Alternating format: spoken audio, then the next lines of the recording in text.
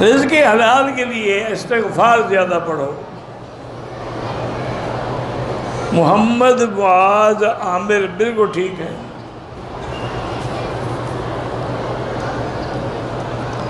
آپ نے میرے گھر والوں کے لیے دعا کی، اللہ آپ کو جزائے خیر دے۔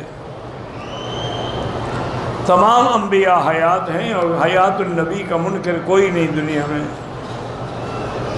اگر عصر اور مغرب کے درمیان 2-3 نفلی طواف اکٹھے کر دیں، بعد میں نماز پڑھیں، جائز ہے۔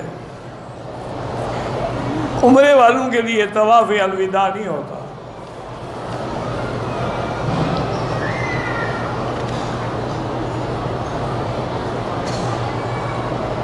میں نے 28 سال ہو گئے شادی نہیں کی، میں چاہتا ہوں کہ سنت کے مطابق اللہ سے دعا کرتے رہو، انشاءاللہ ہوگی، لیکن شادی ضرور کرو، کہ حضور نے فرمایا کہ نکاح من سنتی، نکاح میرا طریقہ ہے، من رغب عن سنتی فلیس منی، جو میرے طریقے سے انکار کرے اس کا مجھ سے کوئی تعلق نہیں۔ ہمیں تو دین سے تعلق نہیں ہے نا۔ ایک صحابی ایک عورت تھی، اس کے پاس پیغام لے کے گئے شادی کے لیے۔ اس نے کہا بات سنو، تم اتنے شان والے آدمی ہو کہ تمہارے رشتے سے میں انکار نہیں کر سکتا، لیکن میرے نصیب کو جیسا ہے کہ میں نے تم سے پہلے 6 نکاح کیے ہیں، 6 کے 6 شہید ہو گئے، اب سوچ لو۔ اور نے کہا شہید میں نے بھی کل ہو جانا ہے، لیکن میں کہتا ہوں حضور کی سنت ادا ہو۔ جنگ تھی نا، انہوں نے کہا میں نے بھی کل شہید ہو جانا ہے، مجھے یقین ہے، لیکن حضور کی سنت نہ رہ جائے۔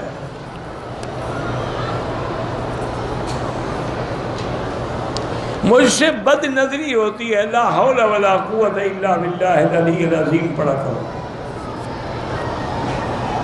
وہ ہمارے ایک دوست تھے، فوت ہو گئے بیچارے،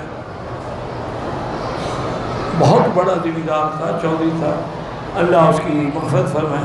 تو میرے پاس ٹھہرے تو ایک دن میں نے کہا یار یہ چودھری صاحب یہ تم اچھا حج کرنے آئے ہو، سارا دن عورتوں کو تاڑتے رہتے ہو، مجھے حیا کرو۔ کہنے لگا مکی صاحب کی پوچھنے ہو، ہن تک تو اسی کھوتیاں لئی پھردے ہیں، انہاں تے ہن آ کے ویکھے نے۔ ہنس کے مر گئے۔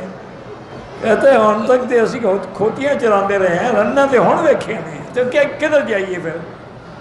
توبہ کر، شرم کر، حج پہ آئے ہو۔ کہتے ہیں جی الفاظ میں انشاءاللہ معافی مانگوں گا۔ وہ احساس تھا، نیک آدمی تھا ویسے۔